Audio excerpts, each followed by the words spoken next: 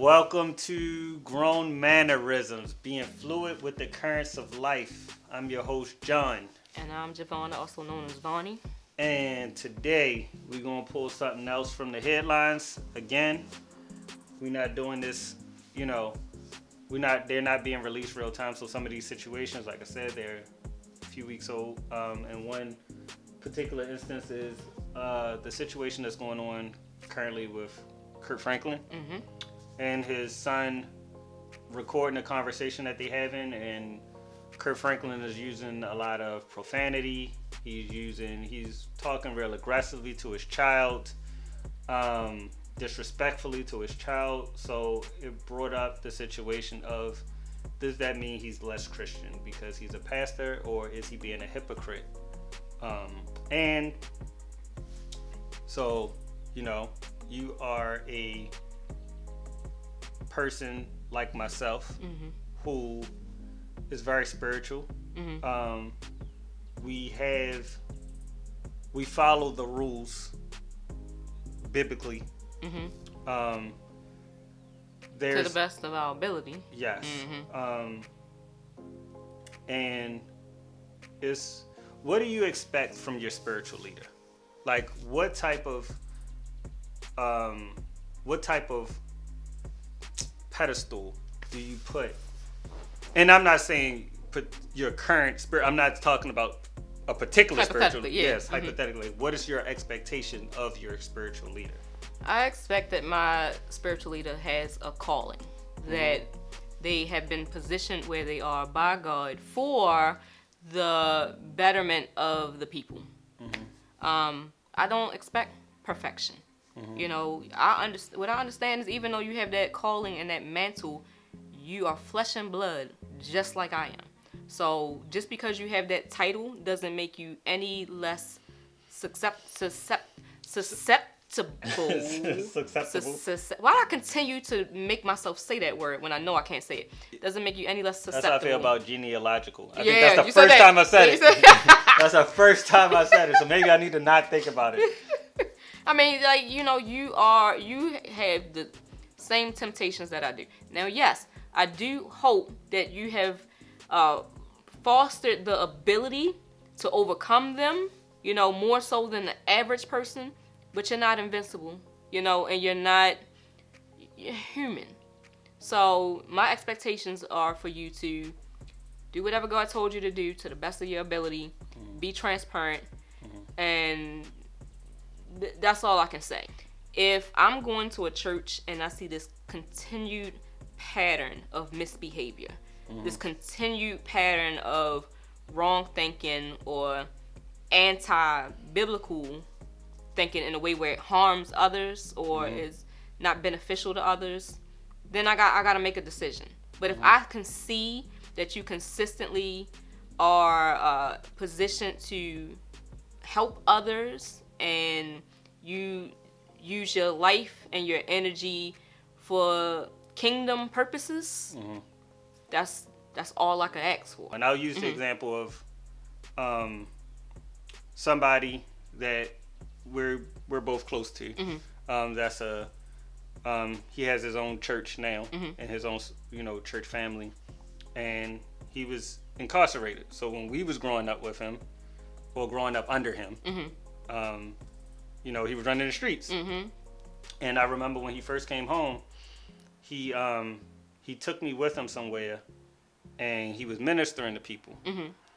And when he first approached them, Bible in hand, and was talking to them, they really didn't have a lot of interest in what he was saying.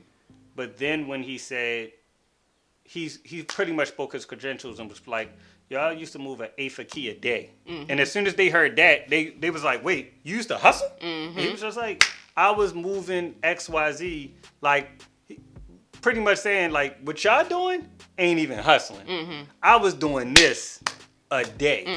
You know what I'm saying? And then that was like, oh, now he got credibility to talk to us because he been here. Because he not perfect. Right. So I think what happens is when people put their spiritual leader, not saying they replace God, but when they put their spiritual leader in the place of God, they expect benevolence.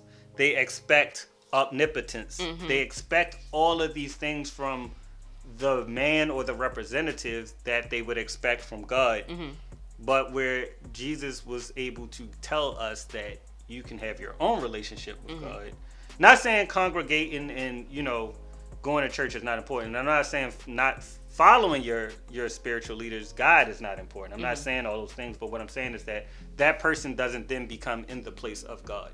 That person doesn't speak with the authority of God if it disagrees with what God told you personally, or that's in your spiritual text, regardless of whatever it is that you choose to follow. Whatever your guide or spiritual text or instruction manual is for what you believe, that person is just reflective of the same thoughts and habits that you should read and have for yourself.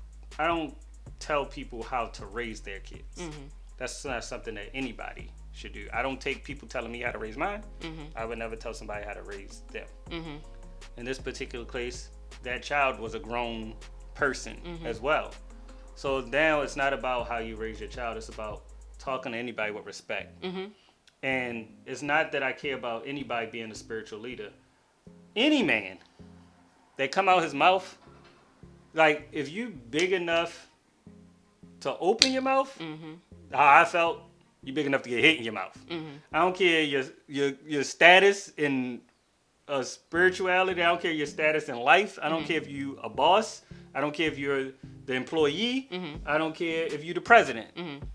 If you talk disrespectful to another grown adult, whatever that grown adult does with that disrespect is that grown adult's choice.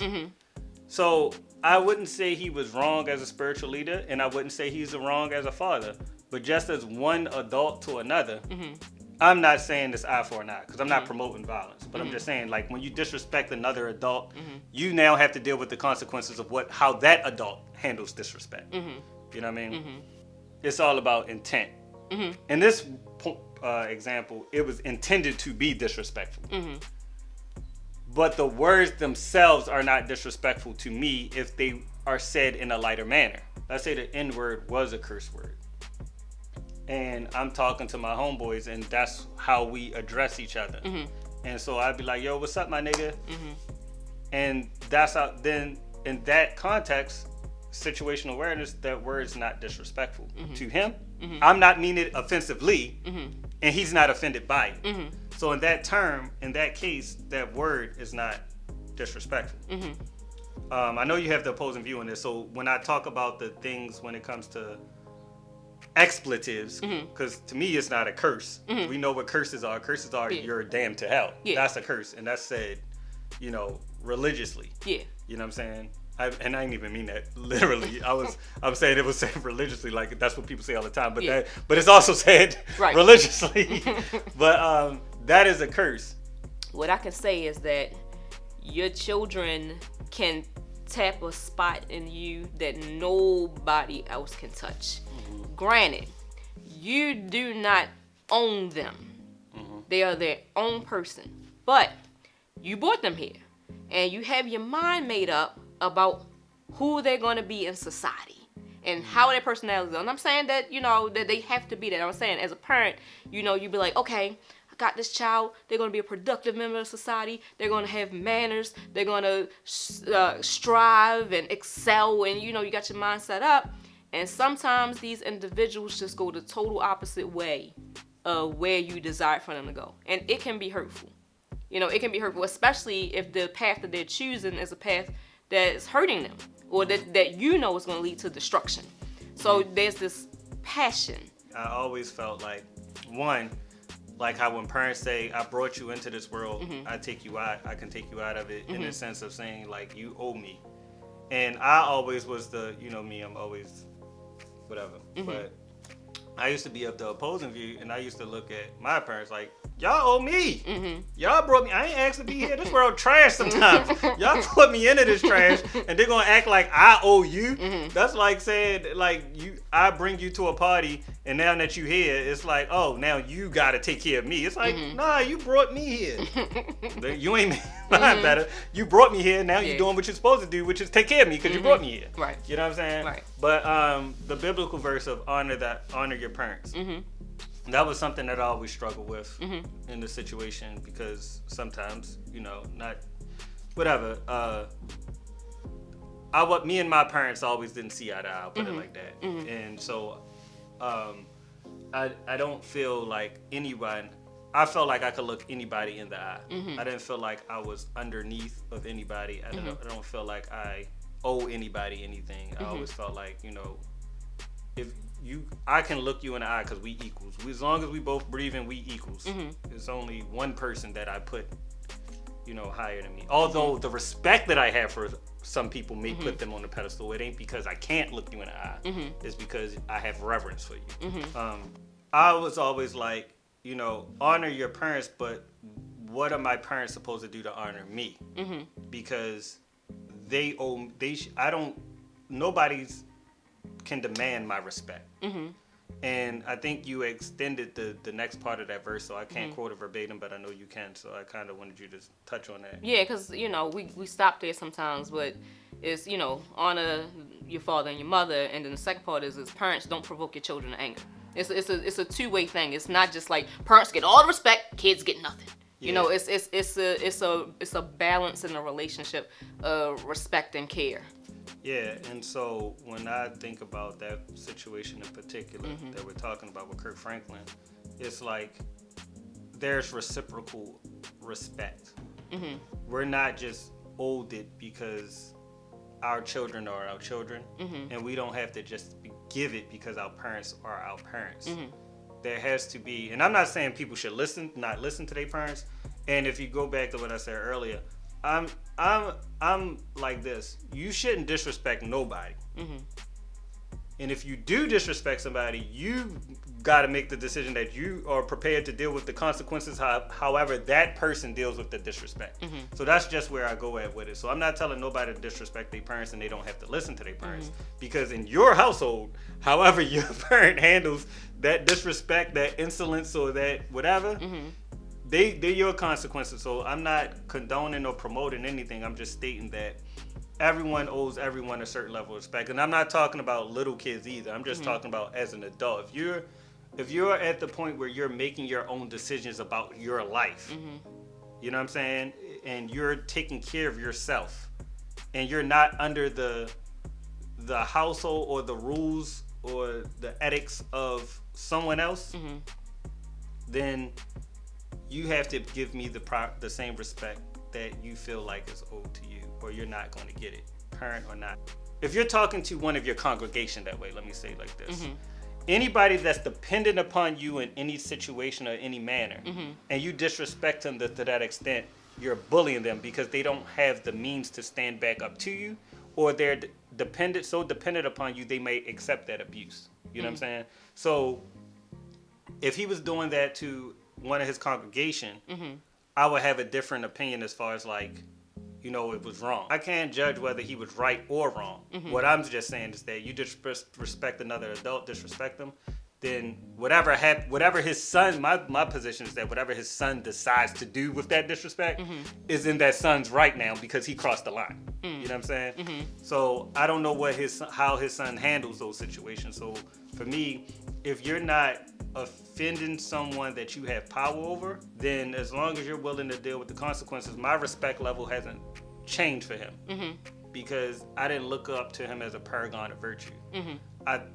I've heard a couple of his sermons. I've seen a couple of his videos, like his words of encouragement, and he's a good preacher. I've heard some of his music, like some of his music, the songs that everybody else know. I don't own any of his CDs to know different things, but overall, my opinion of him hasn't changed, other than the fact that I'm like, oh, you're a regular guy. Yeah, right.